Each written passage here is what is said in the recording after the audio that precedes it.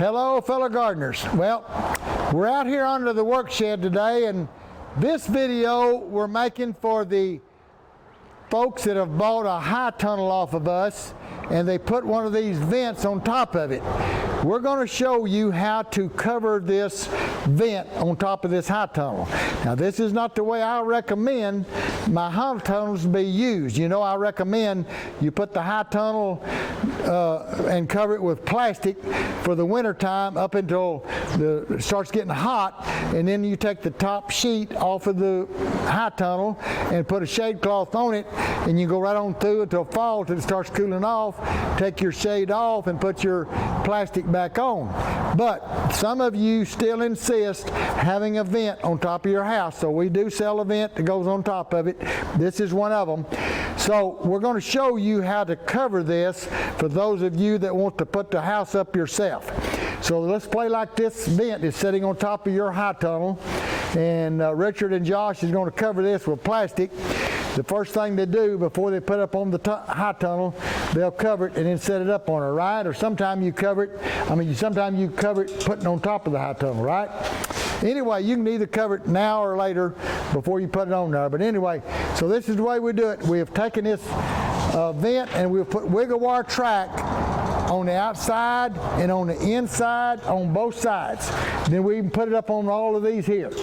And that's the reason this thing costs so much to put on there. It's cost so much of this aluminum track and all on there. But anyway, this cost about, let's see, about $600, 30 times 24, about $750 now for this vent on top of one of them little houses. Now it's going to go up every time pipe goes up, so this price won't be current after this video.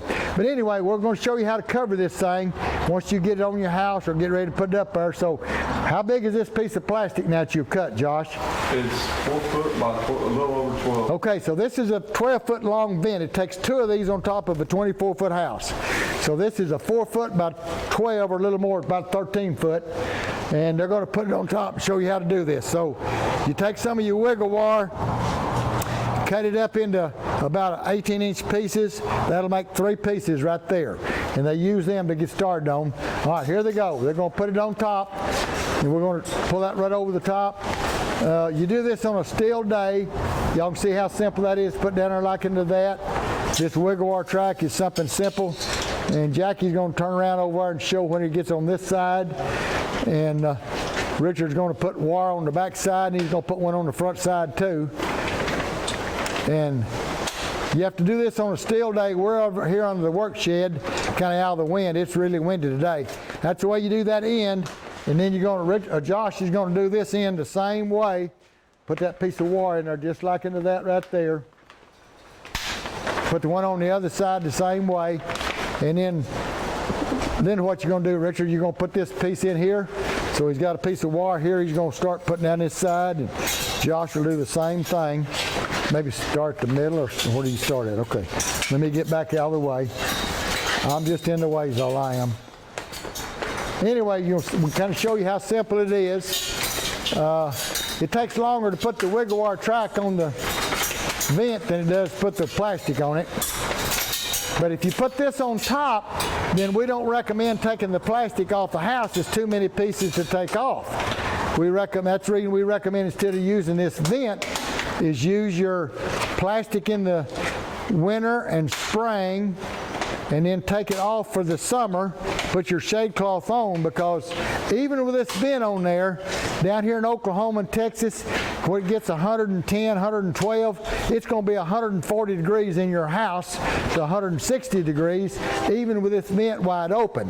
And the reason this vent doesn't work like we want it to is the simple fact that it's just like on a 4-lane road where they're doing construction, cutting the 4 lanes down to 1 lane, traffic stacks up. That's the same way this air does.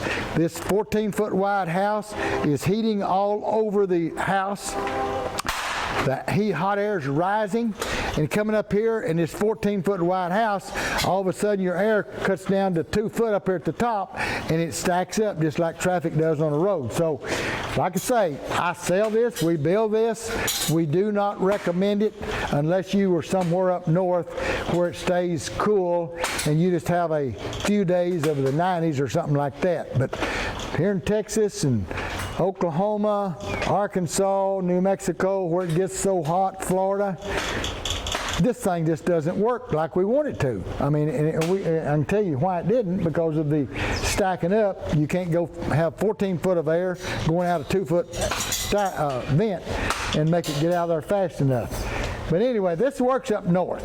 It just doesn't work in the hot air. Okay, they've got that thing covered. It's ready to put on the house. We just wanted to show you that. We're fixing to come back with another video or two about the building the frame and covering that frame. And anyway, if you like this video, ring the bell, punch the button, subscribe.